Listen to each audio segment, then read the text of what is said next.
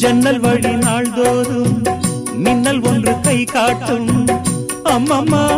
என்னைத்தான் ஆசைகளில் நீராட்டும் எனக்கும் உனக்கும் இருக்கும் நெருக்கம் இளமை தொடங்கி முதுமை வரைக்கும்